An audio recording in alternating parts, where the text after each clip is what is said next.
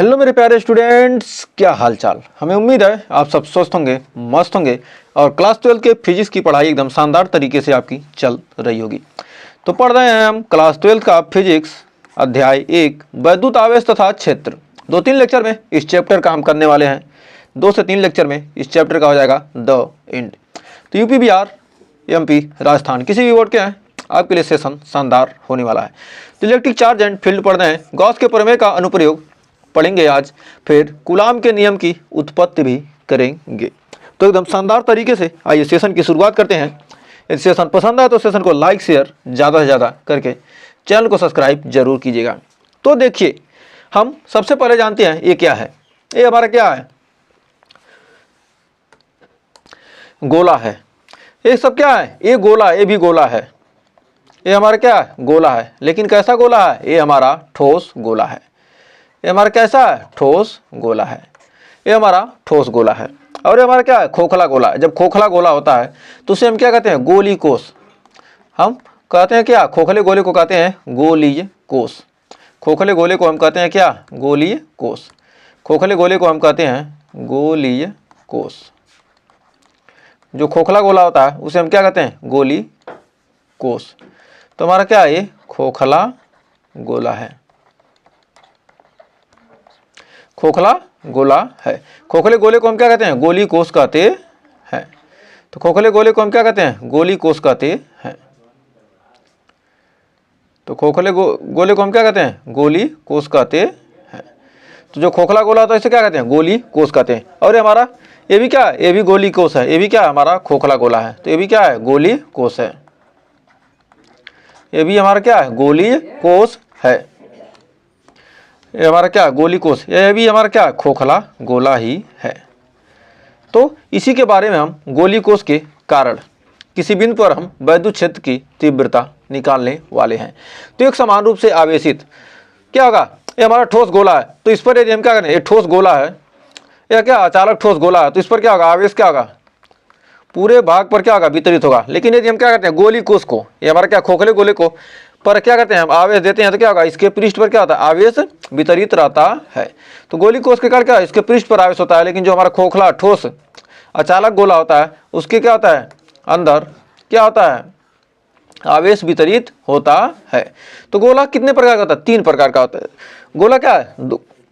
गोला कितना है? गोला कितने प्रकार का होता है? गोला हमारा क्या होता है? गोला गोला कितने प्रकार का होता है? एक दो प्रकार का होता है। एक ठोस होगा, एक ठोस गोला होता है, और एक क्या होता है? खोखला। तो ये क्या होगा? एक चालक होगा, चालक ठोस गोला, और एक होगा क्या? अचालक ठोस गोला। अचालक ठोस गोला। और क्या होगा? चालक खोखला गोला, और अचालक क्या होता है? खोखला गोला। तो क्या होगा? जो हमारा चालक खोखला गोला होगा और चालक ठोस गोला, चालक खोखला गोला, अचालक खोखला गोला, इस पर क्या होता है? आवेश चारों तरफ क्या होगा? वितरित होता है। तो आइए इसके बारे में सबसे पहले हम जानते हैं पहला हमारा टॉपिक क्या है। तो बहुत ही शानदार कह रहा है, एक समान आवेशित पतले गोलीय कोष के कारण, एक समान रूप से क्या है? आवेशित एक पतला गोलीय कोष है। एक हमारा क्या? एक समान रूप से आवेशित हमारा क्या? एक पतला गोलीय कोष है। हमने क्या किया? एक समान रूप से एक हमने क्या लिया? पतला गोलीय कोष ले लिया। पतला गोलीय कोष हमने क्या किया? ले लिया। इस पर क्या है? आवेश समान रूप से वितरित है, एक समान रूप से आवेशित है। इस पर क्या है? आवेश जब क्या? खोखला गोला है। पतले गोलीय कोष, गोलीय कोष का मतलब क्या? खोखला गोला। तो क्या है? एक समान रूप से क्या है? आवेशित है। कोष के कारण वैद्युत क्षेत्र की तीव्रता, हमें क्या करना? वैद्युत क्षेत्र की तीव्रता मान लेते हैं क्या? किसी बिंदु पर हमें क्या करना? वैद्युत क्षेत्र की तीव्रता। इससे हमें क्या? इसके केंद्र से r दूरी पर हमें क्या करना? वैद्युत क्षेत्र की तीव्रता निकालनी है। तो इससे हमें r दूरी पर क्या करना है? हमें वैद्युत क्षेत्र की तीव्रता निकालनी है। तो r दूरी पर हमारा क्या? मान लेते हैं कोई बिंदु P है। कोई बिंदु क्या है? P है। P पर हमें क्या करना? वैद्युत क्षेत्र की तीव्रता निकालनी है। फिर इसके यहाँ पर क्या? इसके पृष्ठ पर और इसके बाहर और इसके अंदर हमें क्या करना है? वैद्युत क्षेत्र की तीव्रता ज्ञात करनी है। तो इस पर वैद्युत क्षेत्र की तीव्रता निकालने के लिए क्या करेंगे? हम एक गॉसियन पृष्ठ की कल्पना कर लेंगे, जिस पर हमें जहां हमें तीव्रता निकालनी है बाहर, उसके लिए क्या करेंगे? हमें गॉसियन पृष्ठ की कल्पना कर लेंगे। तो गॉसियन पृष्ठ की क्या कहते हैं? कल्पना कर लेते हैं। तो बिंदु P से बिंदु P पर हम क्या करें, एक गॉसियन पृष्ठ की कल्पना कर लेते हैं। तो थोड़ा बड़ा हो जाएगा तो छोटा छोटा ही रहने देते हैं। तो बिंदु P को हम क्या करते हैं, यहाँ अंदर मान लेते हैं। बिंदु P को हमने क्या किया, मान लिया यहाँ पर क्या हमारा बिंदु P है। तो यहाँ पर क्या करेंगे, हम एक अल्पांश ले लेंगे। अल्पांश, यहाँ पर एक अल्पांश क्षेत्रफल ले लेते हैं।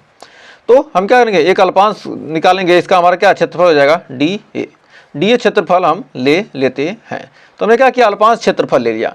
अल्पांश क्षेत्रफल ये हमारा क्या बिंदु O है, और ये हमारा जो गोला है, ये हमारा गोले, इस गोले की हमारी क्या त्रिज्या कितनी है, इस गोले की हमारी त्रिज्या है, जो मैंने छोटा गोला लिया है, इसकी त्रिज्या कितनी है, हमारा कैपिटल R है।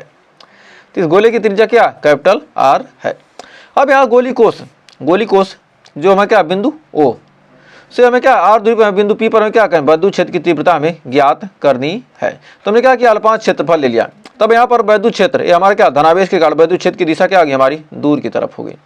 वैद्युत क्षेत्र की दिशा क्या होगी, हमारी दूर की तरफ होगी। और यहाँ पर यदि हम क्षेत्रफल वेक्टर निकालते हैं, तो यहाँ पर क्षेत्रफल वेक्टर क्या होता है, लंबवत बाहर की तरफ होगा। तो यहाँ पर क्षेत्रफल वेक्टर क्या होगा, लंबवत बाहर की तरफ हमारा हो जाएगा क्या, DA वेक्टर हो जाएगा। तो DA वेक्टर हो जाएगा। तो अब हमारा क्या करेंगे, इस पृष्ठ पर हम क्या करेंगे, सबसे पहले बिंदु P पर हम क्या करेंगे, वैद्युत क्षेत्र की तीव्रता निकालते हैं। तो आइए एक एक करके निकालते हैं।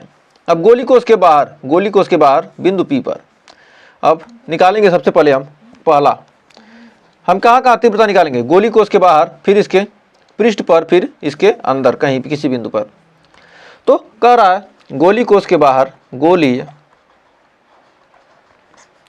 कोष के बाहर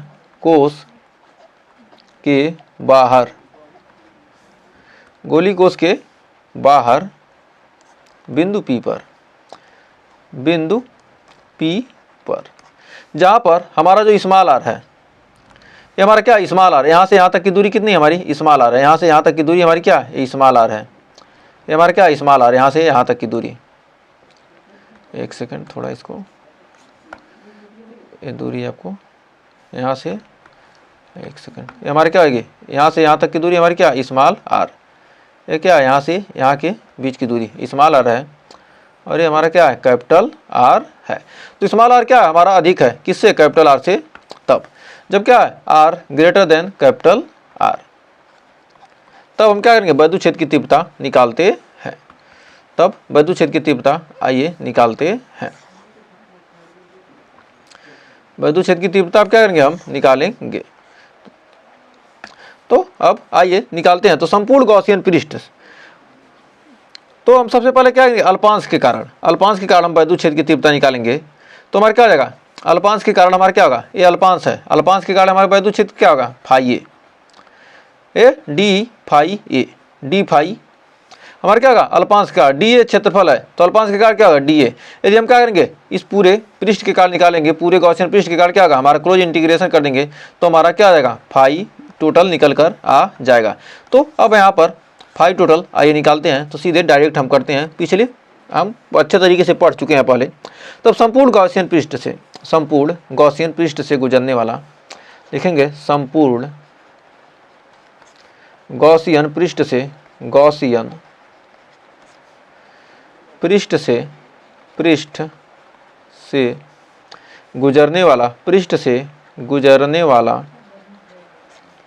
गुजरने वाला संपूर्ण गॉसियन पृष्ठ से गुजरने वाला वैद्युत फ्लक्स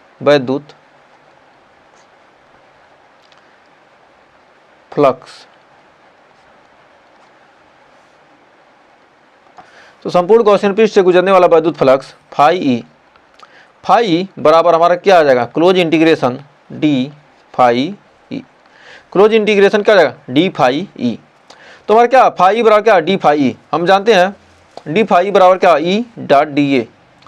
तो हम जानते हैं, अब यहाँ पर या तो हम लिख सकते हैं क्या, अल्पांश के कारण गुजरने वाला वैद्युत फ्लक्स। तो यहाँ लिख सकते हैं अल्पांश के कारण गुजरने वाला वैद्युत फ्लक्स, अल्पांश के कारण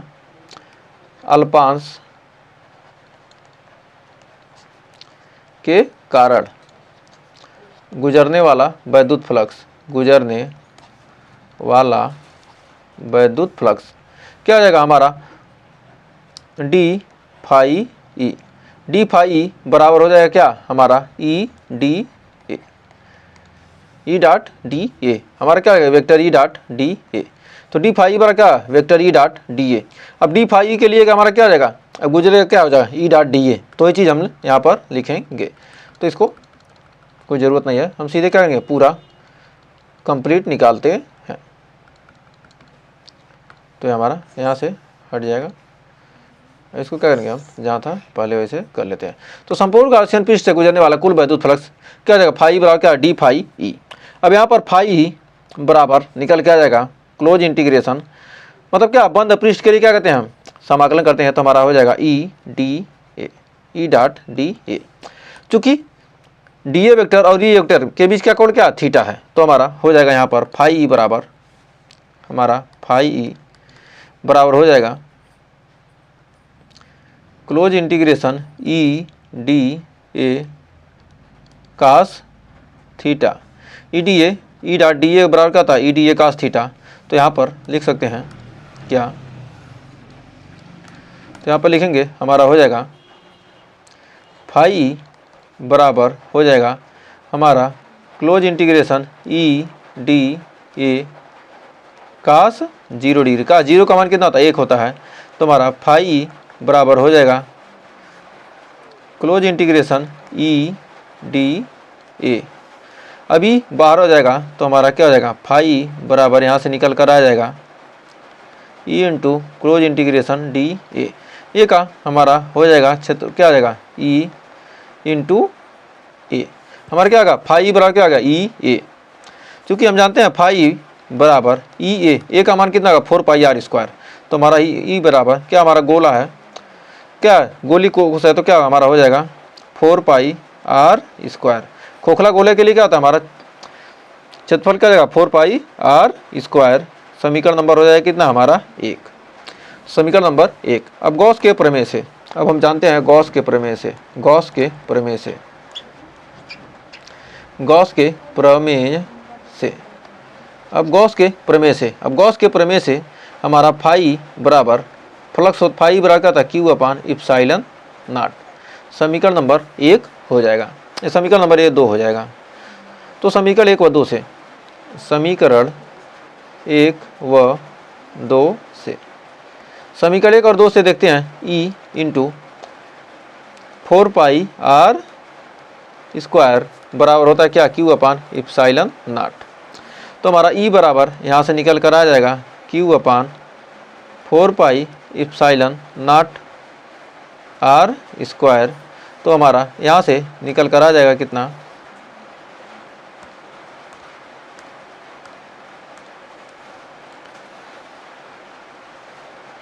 तो हमारा यहाँ से निकल कर आ जाए कितना ई बराबर हो जाएगा 1/4 pi epsilon naught into Q upon R square. तो ये जो हमारा फार्मूला यहाँ से निकल कर आया है वो क्या है, यह सूत्र क्या बिंदु आवेश के कारण उत्पन्न क्षेत्र विद्युत क्षेत्र के समान है। जो फार्मूला निकल कर आया क्या किसी बिंदु आवेश के कारण उत्पन्न विद्युत क्षेत्र के क्या है समान ही फार्मूला आया है। तो लिख सकते हैं यह सूत्र किसी बिंदु आवेश के कारण, यह सूत्र बिंदु आवेश के कारण, आवेश के कारण, बिंदु आवेश के कारण, यह सूत्र क्या है बिंदु आवेश के कारण उत्पन्न विद्युत क्षेत्र के समान है। कारण उत्पन्न विद्युत क्षेत्र के समान है, उत्पन्न विद्युत क्षेत्र के समान है, समान है, उत्पन्न विद्युत क्षेत्र की क्या है समान है। अतः गोलीय कोश, अतः गोलीय कोश, अतः गोलीय कोश इस प्रकार व्यवहार करता है कि, अतः गोलीय कोश इस प्रकार व्यवहार करता है कि, इस प्रकार व्यवहार करता है कि गोलीय कोश का समस्त, कि गोलीय कोश का समस्त, गोलीय कोश का समस्त आवेश, गोली कोश का समस्त आवेश उसके केंद्र पर स्थित है, उसके केंद्र पर क्या है, स्थित है। केंद्र पर क्या है, स्थित है। ऐसा ही तो व्यवहार कर रहा है। किसी बिंदु आवेश के कारण क्या उत्पन्न वैद्युत क्षेत्र की तीव्रता का क्या है, यह व्यंजक के समान है। तो यह क्या लग रहा है, इस प्रकार का इस जो गोली कोश है इस प्रकार व्यवहार कर रहा है कि क्या इसका जो संपूर्ण क्या समस्त आवेश है वो क्या उसके केंद्र पर ही स्थित है। तो हम जानते हैं एकांक क्षेत्रफल में उपस्थित आवेश की मात्रा को क्या कहते हैं, क्षेत्रीय क्षेत्रफल आवेश घनत्व। तो हमारा सिग्मा बराबर क्या था, Q/A। सिग्मा बराबर क्या हमारा Q/A। तो यहाँ से लिखते हैं Q बराबर सिग्मा इंटू A। तो हमारा Q बराबर क्या आ जाएगा, सिग्मा इंटू A का मान क्या आ जाएगा 4 पाई क्या जाएगा R²। मतलब है छोटे वृत्त की क्या त्रिज्या है तो क्या होगा 4 पाई R²। तो 4 पाई R²। तो हमारा E बराबर यहाँ से निकल कर आ जाएगा कितना, 1/4 pi epsilon not into sigma into 4 pi capital R² बटे स्मॉल r²। तो हमारा यहाँ से E का मान निकल कर आ जाएगा, E बराबर निकल के आ जाएगा कितना, 4 पाई से क्या होगा 4 पाई से 4 पाई कट गया, हमारा आ गया कितना sigma/, epsilon not into small r capital R² बटे स्मॉल r²। तो हमारा क्या आ गया, ये निकल कर आ गया। जब ये निकल कर आ गया तो हमारा सीधे हम कह सकते हैं अब दूसरा पॉइंट। अब यहाँ से आपका दूसरा पॉइंट एकदम शानदार तरीके से आ जाएगा। दूसरा हमारा कह रहा क्या, गोली कोश के पृष्ठ पर, गोलीय कोश के पृष्ठ पर, गोली कोश के पृष्ठ पर, यानी स्मॉल r क्या है कैपिटल R के बराबर है। तब गोली कोश के पृष्ठ पर, अब यहाँ पर आइए देखते हैं गोली कोश के पृष्ठ पर अब हमें किस बिंदु पर निकालना है, इस बिंदु पर हमें यहाँ पर वैद्युत क्षेत्र की तीव्रता हमें किस बिंदु पर निकालना है, हमें निकालना है गोली कोश के पृष्ठ पर। तो हमारा क्या है गोली कोश के पृष्ठ पर, इसी बिंदु पर हमें क्या करना है वैद्युत क्षेत्र की तीव्रता निकालनी है। अब इसी बिंदु पर निकालना है, गोली कोश के पृष्ठ पर निकालना है हमें यहाँ पर वैद्युत क्षेत्र की तीव्रता। तो हमारा यहाँ से क्या आ जाएगा, हमारा R का मान कितना यहाँ से निकल कर आ जाएगा, यहाँ से हमें निकल कर आ जाएगा कितना, तो यहाँ से हमें क्या इस बिंदु पर हमें क्या कहें, यहाँ पर जो हमारा क्षेत्रफल वेक्टर होगा लंबवत क्या होगा बाहर की तरफ, क्षेत्रफल वेक्टर क्या होगा लंबवत बाहर की तरफ, और ये हमारा क्या धनावेश है। तो हमारा क्या है धनावेश है। तो धनावेश के कारण क्या होगा वैद्युत क्षेत्र, धनावेश के कारण क्या होगा वैद्युत क्षेत्र क्या होगा दूर की तरफ होगा। तो धनावेश के कारण क्या होगा वैद्युत क्षेत्र दूर की तरफ, ये हमारा क्या होगा E हो जाएगा, और हमारा क्षेत्रफल वेक्टर क्या हो जाएगा dA वेक्टर हो जाएगा। और यहाँ क्या करके हम अल्पांश लेंगे तभी तो होगा, यहाँ पर भी अल्पांश लेने पर। तो अल्पांश का क्षेत्रफल क्या हो जाएगा हमारा dA, यहाँ अल्पांश का क्षेत्रफल क्या हो जाएगा dA हो जाएगा। तो ये काम जैसे यहाँ पर किए वैसे यहाँ पर करेंगे तो हमारा क्या होगा कैपिटल R क्या होगा स्मॉल r के बराबर हो जाएगा। तो यहाँ पर कैपिटल R क्या है, कैपिटल R स्मॉल r के बराबर, मतलब ये बिंदु क्या है यहाँ आ गया। तो हमारा कैपिटल R के जगह पर क्या स्मॉल r रख देंगे तो हमारा सीधे निकल कर आ जाएगा। अब गोली कोश के कारण R बराबर क्या होगा स्मॉल r बराबर कैपिटल R हो गया। तो हमारा E बराबर निकल कर आ जाएगा कितना हमारा हो जाएगा, तो यहाँ पर हो जाएगा स्मॉल r के जगह क्या कैपिटल R रख देंगे तो हमारा E बराबर हो जाएगा 1/4 pi epsilon not into Q/R²। तो हमारा एक तो फार्मूला यहाँ से निकल कर आ गया, एक फार्मूला क्या होगा निकल कर आ गया। अब दूसरे में यहाँ करेंगे स्मॉल r के जगह कैपिटल R रख देंगे तो क्या होगा कट जाएगा, और हमारा E का मान यहाँ से निकल कर आ जाएगा कितना सिग्मा/, एप्सिलॉन नॉट। तो सिग्मा/, एप्सिलॉन नॉट हो जाएगा। तो गोली किस पर किसके लिए है, हमारा गोली कोश के एक समान रूप से आवेशित पतले गोली कोश के कारण क्या होगा उत्पन्न वैद्युत क्षेत्र की तीव्रता किस पर, उसके पृष्ठ पर क्या होता सिग्मा/, एप्सिलॉन नॉट होता है आवेश घनत्व के पदों में। अब हमारा अगला क्या कर रहा है गोली कोश के भीतर, अब हमारा तीसरा पॉइंट है गोली कोष के भीतर, गोली कोष के भीतर, गोली कोष के भीतर, कोष के भीतर, गोली कोष के भीतर हमारा आर, कैपिटल आर का मान क्या होगा, स्मॉल आर का मान क्या हो जाता है, छोटा हो जाता है, कैपिटल आर से भी क्या होता है, कम हो जाता है। स्मॉल आर क्या होगा, कैपिटल आर से क्या होगा, कम हो गया। तो हमारा स्मॉल आर क्या होगा, कैपिटल आर से कम हो गया। तब यहाँ पर क्या होगा, जब हमारा गोली खोखला गोली कोष है, तो खोखला गोली कोष है मतलब हमारा क्या है, खोखला गोली कोष है, तो इसके पृष्ठ पर क्या होता है, आवेश होता है, लेकिन क्या होता है, बीच में कोई आवेश नहीं होगा। जब आवेश क्या होगा, आवेश का मान क्या होगा, 0 हो गया। जब Q का मान 0 हो जाएगा, यहाँ पर जब क्या करेंगे, यहाँ पर यदि क्या होगा, Q का मान 0 हो गया तो पूरा क्या होगा, 0 हो जाएगा। तो हमारा क्या होगा, यहाँ पर जब E का मान 0 आ गया, जब E का मान हमारा 0 हो गया तो हमारा विद्युत क्षेत्र क्या होगा, हमारा Q बराबर क्या होता है, पृष्ठ पर क्या होता है, Q अंदर क्या होता है, Q बराबर 0। तो हम कह सकते हैं कि E बराबर भी क्या हो जाएगा, हमारा 0 हो जाएगा। तो उसके केंद्र के भीतर क्या होता है, R का मान क्या होता है, केंद्र के भीतर क्या होता है, हमारा विद्युत क्षेत्र क्या होता है, 0 होता है। तो हमें उम्मीद है यहाँ तक कोई डाउट नहीं होगा और अच्छे से क्लियर हो गया होगा।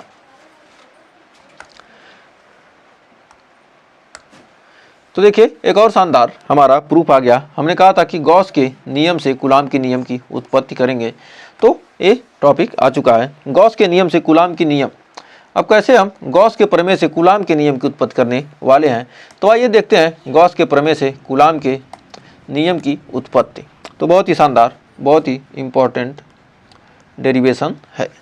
तो हमने सबसे पहले क्या करेंगे, हमने क्या किया, एक बिंदु आवेश ले लिया, एक हमारा क्या बिंदु आवेश प्लस Q आवेश है। तो इससे हमें R दूरी पर हमें क्या करना है, विद्युत क्षेत्र की तीव्रता निकालनी है। तो इससे हमें क्या, R दूरी पर हमें विद्युत क्षेत्र की तीव्रता निकालनी है। तो R दूरी पर हमें क्या करना है, विद्युत क्षेत्र की तीव्रता निकालनी है। R दूरी पर क्या हमारा कोई बिंदु P है, कोई बिंदु P है, इस पर हमें क्या करना है, विद्युत क्षेत्र की तीव्रता निकालनी है। तो इसके लिए हमें क्या करेंगे, विद्युत क्षेत्र की तीव्रता निकालने के लिए क्या करें, हम इसके चारों तरफ क्या, इस बिंदु पर हम क्या, एक गॉसियन पृष्ठ की कल्पना कर लेते हैं। तो हम क्या करें, एक गॉसियन पृष्ठ की क्या करते हैं, कल्पना कर लेते हैं। बिंदु P से क्या, हम एक गॉसियन पृष्ठ की क्या करते हैं, कल्पना कर लेते हैं। तो हमने क्या किया, एक गॉसियन पृष्ठ हमने बना लिया, हमने क्या किया, गॉसियन पृष्ठ की कल्पना कर ली। अब यहाँ पर क्या करें, हम एक अल्पांश ले लेते हैं, हम क्या करें, एक अल्पांश ले लेंगे। तो अल्पांश के कारण क्या, हम गुजरने वाली फ्लक्स निकाल लेते हैं और उसके बाद हम पूरे पृष्ठ क्या होगा, गुजरने वाला टोटल फ्लक्स निकाल लेंगे। तो यहाँ पर जो हमारा क्या है, इस अल्पांश के कारण क्या होगा, इसका अल्पांश का क्षेत्रफल क्या है, हमारा dA होगा। ये अल्पांश हमने क्या किया, dA ले लिया।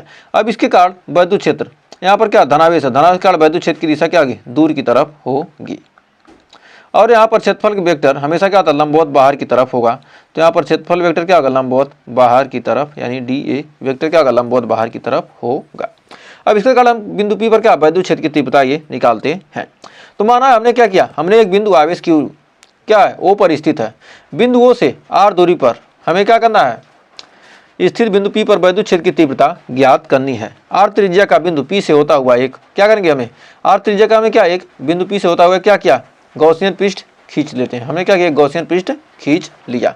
तो आइए इसको लिखते हैं, जिससे आपको थ्योरी लिखना भी थोड़ा आ जाएगा। तो माना एक बिंदु आवेश, माना एक बिंदु आवेश Q है, माना एक बिंदु आवेश, माना एक बिंदु आवेश Q है, एक बिंदु आवेश Q है, बिंदु आवेश Q क्या, माना एक बिंदु आवेश Q बिंदु O पर स्थित है, Q बिंदु O पर स्थित है, बिंदु क्या, बिंदु O पर स्थित है, बिंदु O पर स्थित है, बिंदु O पर क्या स्थित है, बिंदु O से R दूरी पर, बिंदु O से R दूरी पर, O से R दूरी पर क्या करेंगे, हम बिंदु O से R दूरी पर स्थित बिंदु P पर, R दूरी पर, बिंदु O से R दूरी पर स्थित बिंदु P पर, स्थित बिंदु P पर, O से R दूरी पर स्थित बिंदु P पर, बिंदु O से r दूरी पर स्थित बिंदु P पर वैद्युत क्षेत्र की तीव्रता, स्थित बिंदु P पर वैद्युत क्षेत्र की तीव्रता, वैद्युत क्षेत्र की तीव्रता, वैद्युत क्षेत्र की तीव्रता, क्या बिंदु P पर क्या है, वैद्युत क्षेत्र की तीव्रता ज्ञात करनी है। क्या करना है, वैद्युत क्षेत्र की तीव्रता ज्ञात करनी है। अब लिखेंगे r त्रिज्या का, हम क्या करेंगे, r त्रिज्या का बिंदु, r त्रिज्या का बिंदु P से, r त्रिज्या का बिंदु P से, बिंदु P से होता हुआ एक, बिंदु P से होता हुआ एक, होता हुआ एक गॉसियन पृष्ठ, गॉसियन पृष्ठ,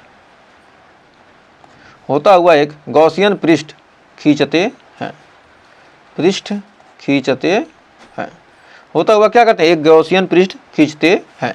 अब अल्पांश गोली पृष्ठ, जो हमारा क्या अल्पांश गोली पृष्ठ, हमने जो क्या माना है DA, ये हमारा जो अल्पांश गोली पृष्ठ है। अब अल्पांश गोली पृष्ठ DA से गुजरने वाला वैद्युत फ्लक्स, अल्पांश गोली पृष्ठ लिख सकते हैं, अल्पांश गोली पृष्ठ, अल्पांश गोली पृष्ठ, गोलीय पृष्ठ, अल्पांश गोली पृष्ठ DA से गुजरने वाला, DA से गुजरने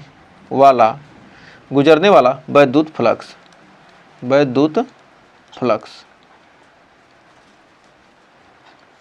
गुजरने वाला वैद्युत फ्लक्स d phi e बराबर हमारा हो जाएगा वेक्टर E डॉट DA।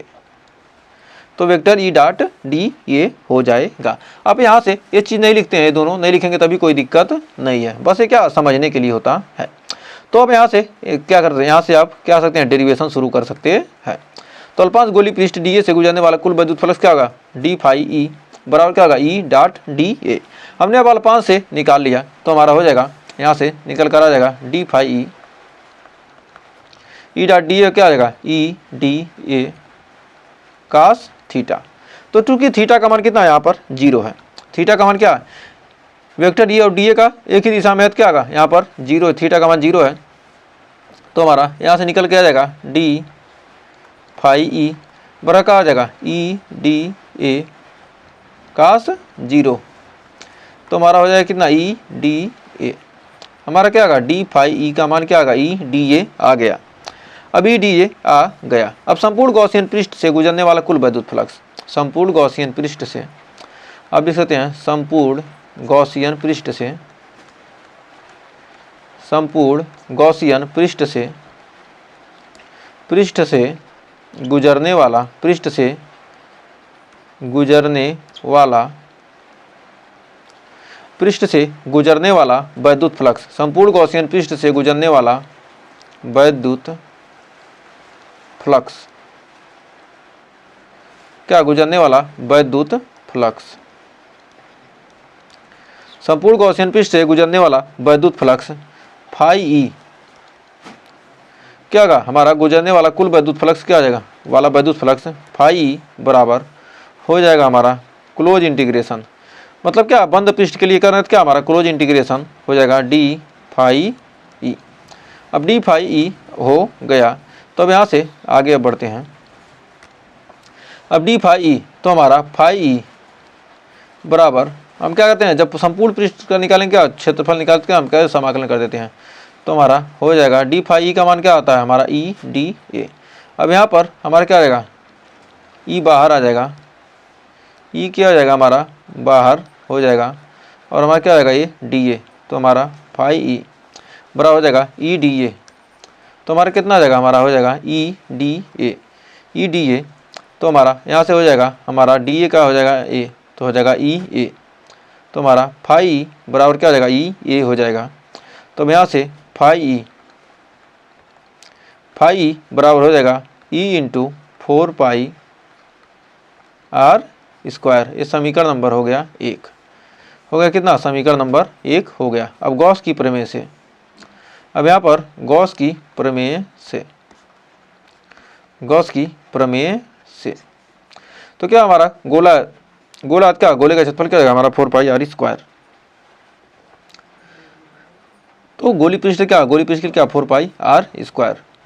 तो हमारा 4 पाई आर स्क्वायर, अब गॉस के प्रमेय से, तो हमारा गॉस के प्रमेय से हो जाएगा फाई ई बराबर क्यू अपार इप्साइलन नॉट। समीकरण नंबर हो जाएगा 2। अब समीकरण 1 और 2 से, समीकरण 1 व 2 से, समीकरण 1 व 2 से, समीकरण 1 और 2 से ई बराबर हो जाएगा कितना, E into 4 pi R square बराबर हमारा हो जाएगा क्या, क्यू अपान इप्साइलन नॉट। तो हमारा यहाँ से ई बराबर निकल कर जाएगा 1/4 pi epsilon naught into Q upon R square. तो हमारा एक फार्मूला यहाँ से निकल कर आ गया। अब बिंदु P पर क्या, बिंदु P पर परीक्षण आवेश Q0 रखा हो तब, यदि क्या हो बिंदु P पर, यदि बिंदु P पर, यदि बिंदु P पर, बिंदु P पर परीक्षण आवेश, परीक्षण आवेश, बिंदु P पर क्या हो परीक्षण आवेश, परीक्षण आवेश Q0 रखा हो तब, Q0 रखा हो तब, हो तब, रखा हो तब हमारा F बराबर हो जाएगा क्या, Q0 इंटू उस पर लगने वाला बल क्या हो गया, बराबर Q इंटू ई हो जाएगा। तो हमारा ई का मान यहाँ से रख देंगे, तो हमारा F बराबर हो जाएगा 1/, F बराबर हो जाएगा Q0 into 1/4 pi epsilon naught into Q upon R square. तो हमारा यहाँ से हो जाएगा F बराबर यहाँ से निकल कर आ जाएगा 1/4 pi epsilon naught into Q0 upon R square. तो यहाँ से हमें क्या गया, फार्मूला निकल कर आ गया, या इसको लिख सकते हैं क्या, यही तो हमारा कूलाम का नियम है, F proportional to Q into Q0 upon R square. यही हमारा क्या है, कूलाम का नियम है। यही क्या है, यही कूलाम का नियम है, यही कूलाम का नियम है, यही क्या है हमारा कूलाम का नियम है। तो उम्मीद है यहाँ तक आपको कोई डाउट नहीं होगा और शानदार तरीके से क्लियर हो गया होगा। तो देखिए बहुत ही शानदार आ चुका है, कह रहा है आवेशित चालक प्लेटों के निकट वैद्युत क्षेत्र की तीव्रता। कोई आवेशित चालक प्लेट है, उसके निकट हमें क्या करना, वैद्युत क्षेत्र की तीव्रता निकालनी है। तो आवेशित चालक प्लेट के निकट वैद्युत क्षेत्र की तीव्रता कैसे निकालेंगे। तो हमने क्या किया, हमने क्या किया, एक चालक प्लेट ले लेते हैं और इस पर आवेश क्या होता है, समान रूप से वितरित हो जाता है।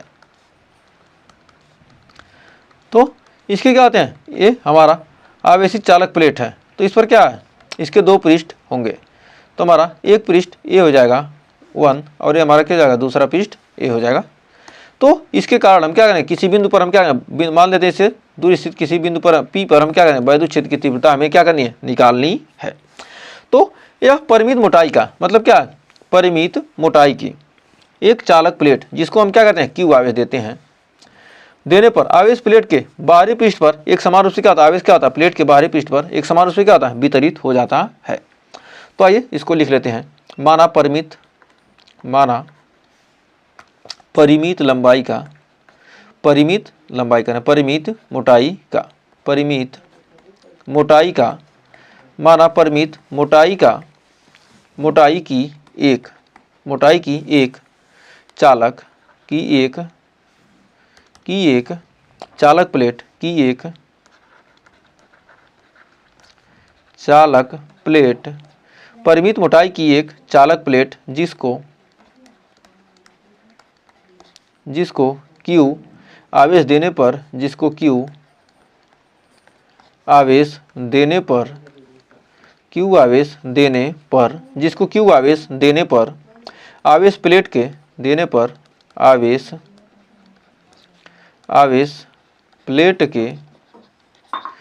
प्लेट के दोनों बाहरी पृष्ठ, प्लेट के दोनों बाहरी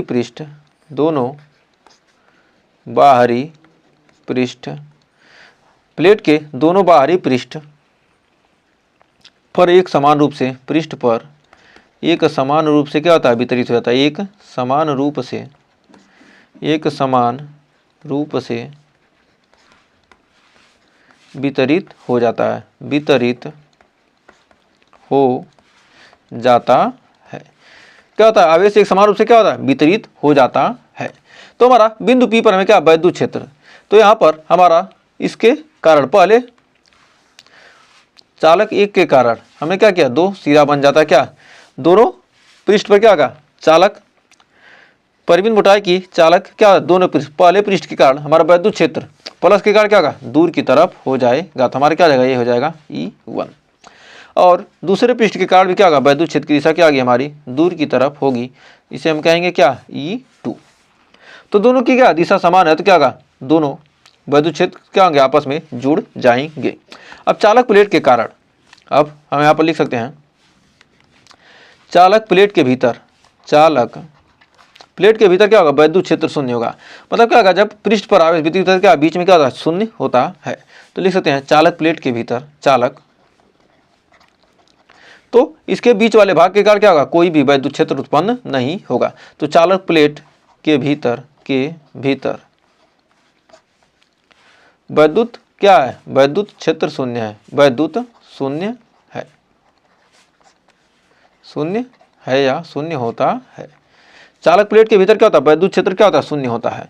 अब पृष्ठ एक के कारण, अब हमारा पृष्ठ एक के कारण, पृष्ठ एक के कारण बिंदु P पर, कारण बिंदु P पर वैद्युत क्षेत्र, P पर वैद्युत क्षेत्र,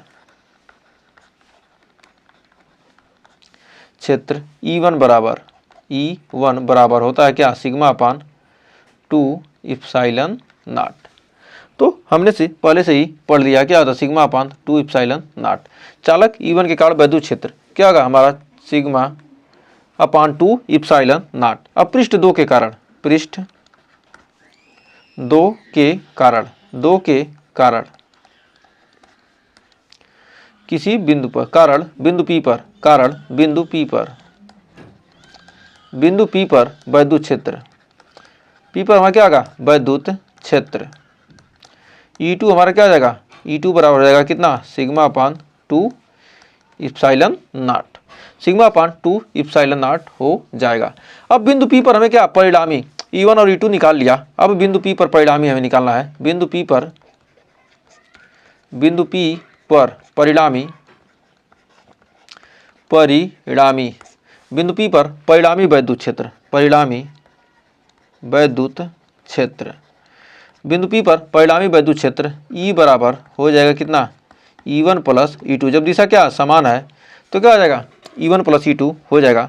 और E बराबर यहाँ से निकल के आ जाएगा कितना, sigma upon epsilon not plus sigma upon 2 epsilon not और सिग्मा अपान 2 इप्सिलॉन नॉट। तो अब यहाँ पर टोटल जुटेगा तो हमारा कितना आ जाएगा, E बराबर सिग्मा अपान इप्सिलॉन नॉट। तो हमारा E बराबर क्या आएगा, सिग्मा अपान इप्सिलॉन नॉट आ जाएगा। तो उम्मीद है यहाँ तक आपको कोई डाउट नहीं होगा और अच्छे से क्लियर हो गया होगा। तो अब यहाँ पर लिख सकते हैं कि धनावेशित चालक प्लेट के निकट वैद्युत क्षेत्र दूर की ओर होता है। धनावेशित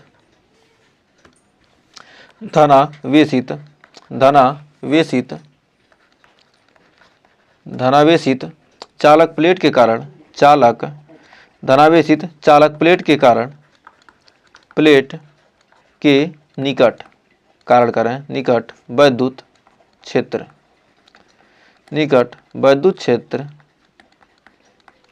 क्या होता है, धनावेशित चालक प्लेट के निकट वैद्युत क्षेत्र क्या होता है, दूर की ओर, क्षेत्र दूर की ओर वह प्लेट के लंबवत होता है, दूर की ओर वह प्लेट के क्या होता है, प्लेट के लंबवत होता है, प्लेट के लंबवत होता है। फिर ऋणावेश के कारण, अब ये तो क्या होगा, धनावेश के कारण। तो अब ऋणावेश के कारण, तो यहाँ पर हम यहाँ सीधे लिख सकते हैं क्या, यहाँ पर हो जाएगा हमारा, अब धनावेश था तो अब यहाँ क्या, ऋणावेश के कारण, ऋणावेश के कारण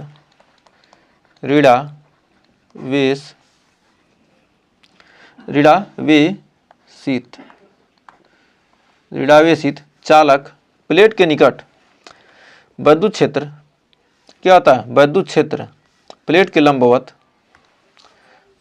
वैद्युत क्षेत्र प्लेट के लंबवत क्या होता है, वैद्युत क्षेत्र प्लेट के लंबवत निकट, वैद्युत क्षेत्र प्लेट के लंबवत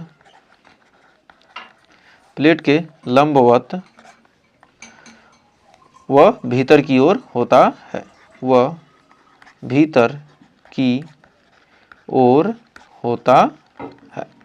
तो प्लेट के लंबवत होगा और क्या होगा, भीतर की ओर होता है। तो उम्मीद है यहाँ तक आपको कोई डाउट नहीं होगा और अच्छे से क्लियर हो गया होगा। तो एक और कह रहा है, समान पृष्ठ घनत्व की निकट स्थित धन तथा ऋणावेशी समांतर अचालक प्लेटों के बीच तथा बाहर वैद्युत क्षेत्र की तीव्रता।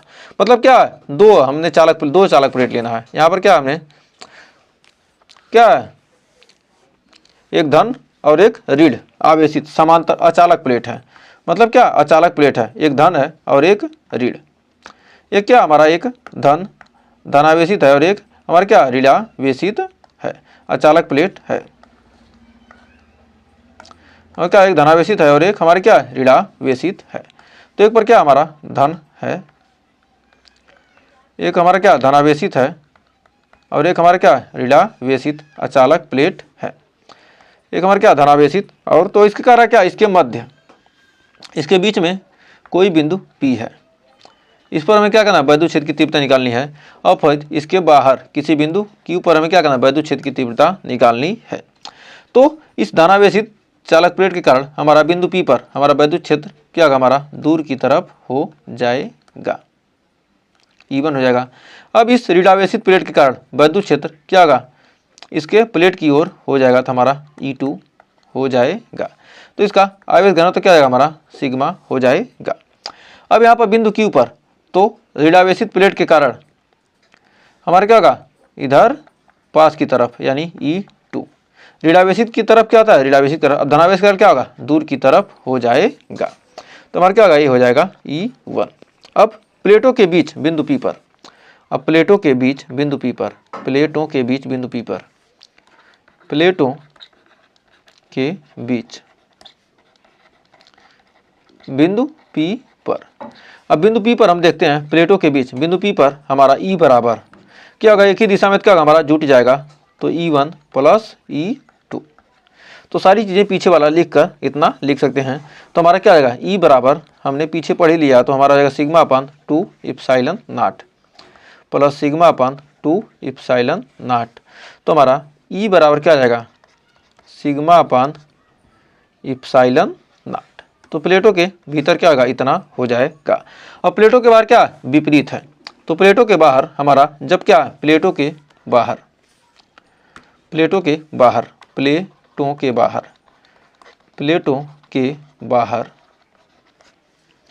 बिंदु Q पर, बिंदु Q पर, तो प्लेटों के बाहर बिंदु Q पर, तो हमारा E बराबर निकल कर आएगा कितना, E1 माइनस E2। तो हमारा क्या आ जाएगा, E1 का मान sigma upon 2 epsilon not minus sigma upon 2 epsilon not. तो यानी हमारा E का मान निकल कर क्या आ जाएगा, प्लेटों के बाहर हमारा E का मान क्या हो जाएगा, 0 हो जाएगा। जब क्या असमान क्या, एक धनावेश और एक ऋणावेशित क्या अचालक प्लेट के भीतर क्या होता है, वैद्युत क्षेत्र क्या होता है, सिग्मा अपान इप्सिलॉन नॉट होता है। जबकि उसके बाहर वैद्युत क्षेत्र की तीव्रता क्या आती है, शून्य होती है। तो उम्मीद है यहाँ तक आपको कोई डाउट नहीं होगा और अच्छे से क्लियर हो गया होगा। एक आपके लिए होमवर्क है कि एक बंद पृष्ठ में एक वैद्युत द्विध्रुव रखा है। कोई बंद पृष्ठ है, उसमें क्या क्या एक वैद्युत द्विध्रुव रखा है क्या हमारा, और उस पर प्लस Q तथा माइनस Q आवेश से मिलकर बना है। तो इस बंद पृष्ठ में कुल वैद्युत फ्लक्स कितना होगा। तो कुल वैद्युत फ्लक्स कितना होगा, इतना होगा, कितना होगा। तो उसका क्या करना है, आपको मान ज्ञात करना है। तो ये आपके लिए क्या है, होमवर्क है। ये हमारा आपका क्या है, ये होमवर्क है। इसका आंसर हमें कहाँ चाहिए, कमेंट बॉक्स में चाहिए। तो इसका आंसर कमेंट बॉक्स में दीजिएगा। यदि आपने सेशन को लास्ट देखा था, आपका बहुत बहुत धन्यवाद। तो हमारा इस चैप्टर का थ्योरी का पार्ट कंप्लीट हो चुका है। तो इसके बाद हम फार्मूला शीट तैयार करने वाले हैं। तो देखिए हम ऑल फार्मूला पढ़ेंगे इस चैप्टर का। तो एक वीडियो और हमारा बनेगा, उसके बाद हमारा इस चैप्टर का क्या हो जाएगा, द एंड हो जाएगा। तो उम्मीद है आपको सेशन पसंद आया होगा। सेशन अच्छा लगा तो सेशन को लाइक, शेयर और चैनल को अभी तक सब्सक्राइब नहीं किए तो सब्सक्राइब कर लीजिए और अच्छे कमेंट कीजिए सेशन कैसा लगा। तो मिलते हैं नेक्स्ट वीडियो में, तब तक के लिए टेक केयर।